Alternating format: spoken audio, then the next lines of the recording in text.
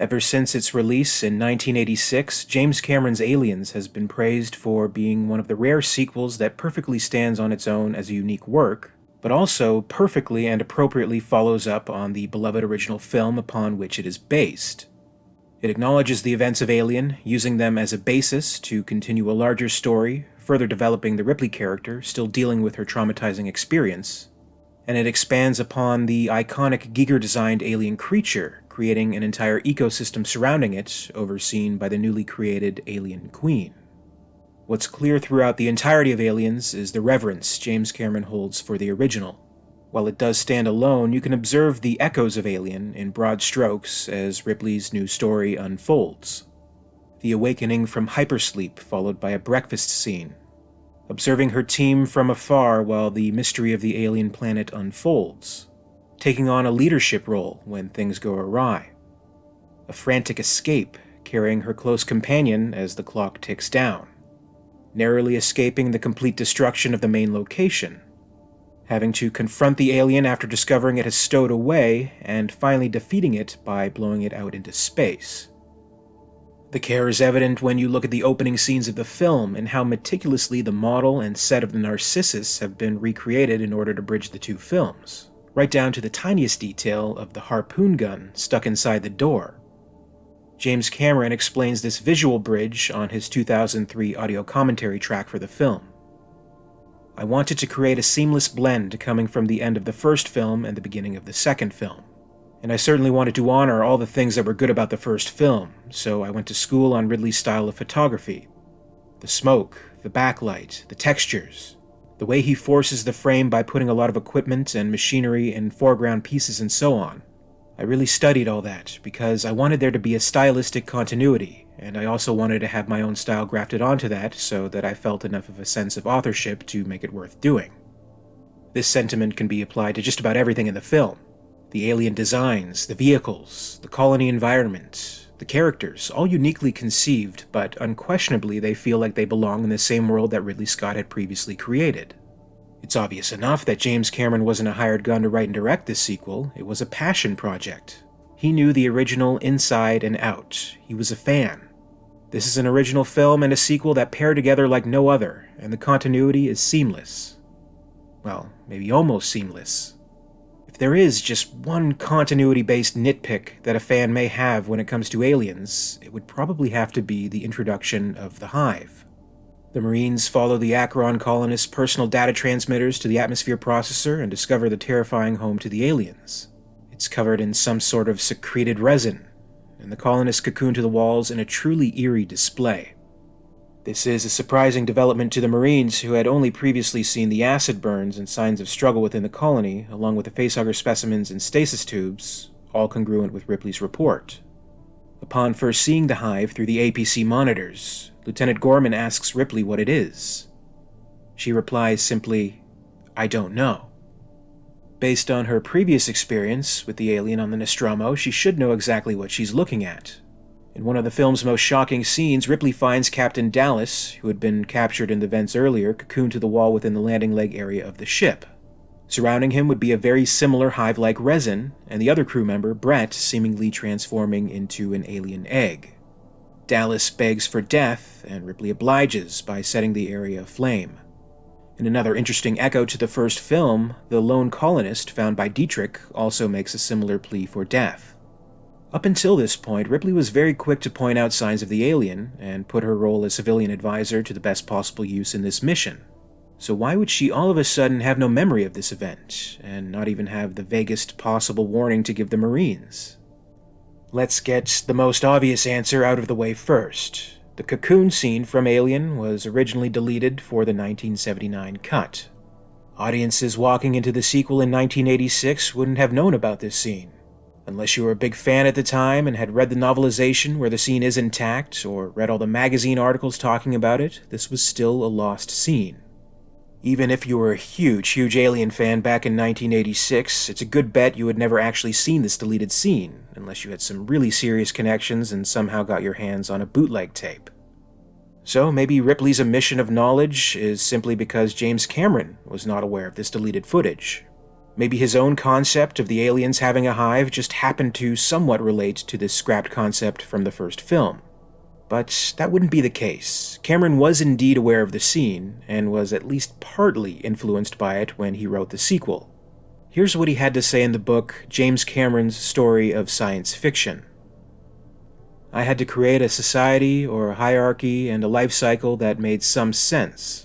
So if the queen was like a termite queen with her big egg sac and ovipositor creating all those eggs that Ridley Scott or Giger never account for in the original film, in fact, they did account for it, but they cut it out of the film.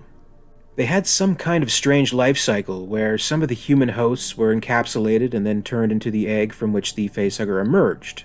But that never made a damn bit of sense to me.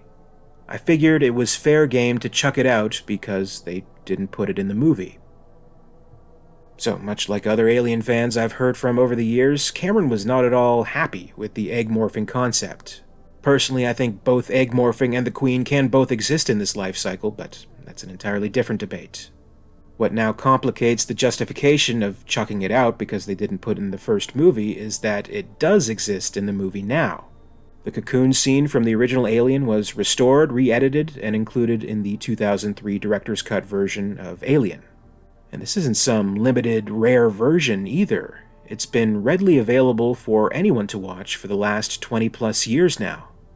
Surely, there have been plenty of instances where a viewer saw Alien the director's cut, maybe not even knowing it was an alternate version, different from the one released in 1979, then followed up by watching Aliens. They wouldn't know the context of the scene being deleted, and Cameron making his own approach. In fact, they'd probably get a look at the hive and immediately think, this is what I saw in the first movie. And maybe they'd also think, if I can recognize this, why can't Ripley? Maybe you fit into this scenario exactly, which is why you've clicked on this video. It's not of immense consequence, but it is worth asking about, I think. It possibly creates a very slight discrepancy in continuity between the two movies, where in all other areas it had been flawless.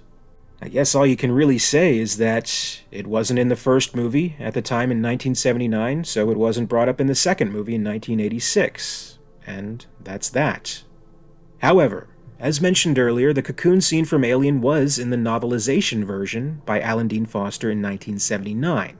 So as far as the world of the book goes, it is continuity. Foster also wrote the novelization of Aliens in 1986, so there wouldn't be any excuse to leave this detail out in his version of the sequel. And he doesn't. Here's an excerpt of the Hive's introductory scene in the Aliens novelization. The whole gleaming complex extended as far back into sea level as the troopers' cameras could penetrate. Although it filled every available empty space, the epoxy-like incrustation did not appear to have in any way impaired the functioning of the station. It continued to rumble on, having its way with Acheron's air, unaffected by the heteromorphic chambering that filled much of its lower level. Of them all, only Ripley had some idea of what the troopers had stumbled across, and she was momentarily too numb with horrid fascination to explain. She could only stare and remember. Gorman happened to glance back long enough to catch the expression on her face. What is it? I don't know. You know something, which is more than any of the rest of us. Come on, Ripley, give. Right now I'd pay 100 credits for an informed guess. I really don't know. I think I've seen something like it once before, but I'm not sure. It's different, somehow. More elaborate, and... Let me know when your brain starts working again. Disappointed, the lieutenant turned back to the mic. Proceed with your advance, Sergeant. And there you have it. Ripley does, in fact, remember and even mention the cocoon she saw in the first film. This, it should be noted, is not something that appeared in Cameron's original script. It wasn't a deleted line of dialogue that wound up on the cutting room floor. This was purely by Foster's invention. And it's actually very clever in the way that it traces back to his previous Alien book and how it could apply to the actual film version of Aliens. For the sake of the previous book, she does have dialogue saying she's seen something like it before. For the sake of the movie, something internal is going on. She was too numb with horrid fascination to explain. We could easily apply this to the movie, and why all she can say is, I don't know. This makes sense, and only really leaves one thing hanging overall. the report. Ripley explained in great detail her experiences on the Nostromo. The Marines had some knowledge of what to expect, even if they were initially skeptical: the acid for blood, the facehuggers, and the parasite that births from a human host. But still, no mention, apparently, of a hive or cocoons. If I can take from what was established in the novelization and the shock she felt, and stretch it a bit further, it could be that the encounter with Dallas cocooned was just too traumatic for Ripley to acknowledge. Even she has her limits, especially considering Dallas was clearly someone special to her, which is something you can gather purely based on their attitudes toward each other and how they interacted in the movie. Even if you don't take into account the deleted scenes where it is made clear they are lovers, or even extended universe stories such as Alien Isolation. In flashbacks, they're depicted as being very close back on Earth, and Dallas was even a father figure to her daughter Amanda. But to put it all down in the report was all too much to account when she already had to confront so much else from her memories. The trauma on top of trauma that she chose to leave out of her report, or maybe even unknowingly suppressed. That's how I choose to justify it, at least. But it brings up an interesting question. In a film franchise such as this, are deleted scenes considered canon? And would that change if they're edited into a special edition or director's cut of the film, like we've seen with all the original 4 Alien movies? Can you think of any other sequels where deleted scenes might have continuity releases consequence in a sequel? One that comes immediately to mind for me, since we're on the topic of James Cameron, is the original Terminator. There's a deleted scene at the end of the 1984 film where it is revealed that the factory where Sarah Connor finally destroyed the Terminator was owned by Cyberdyne Systems. This would explain why they came into possession of the T-800's remains in the sequel. It's not a crucial piece of information, and it doesn't even necessarily need that explanation, but in my mind, I accept that is what happened. It's never been restored in any new version of the Terminator. It remains a deleted scene, but to me, that is the explanation. That's canon. Let me know some other examples in the comments below and what you think about this topic in general. I look forward to hearing from you. As always, I'd like to thank you very much for watching. Be sure to leave a like if you enjoyed this video, and be sure to subscribe for all the latest from Alien Theory. My very special thanks goes out to Brandon James, XenoShadowMorph, and XenoZip, Queen tiers of the Patreon Hive. Thank you to Gregory Ford and John Griggs, the Hive's Praetorians. A very special thanks to Lady Anne in the Ellen Ripley tier of Excellence. And thank you so much to Nicholas Butta and Frank, the Alien Theory WEYLAND executives. If you'd like to join the Hive and support the channel, check out my Patreon page for further information. In the meantime, you can follow me on social media. Follow @Alien_Theory on X, formerly Twitter. Follow @AlienTheoryYT on Facebook and Instagram for more. And until next time, this is Alien Theory, signing off.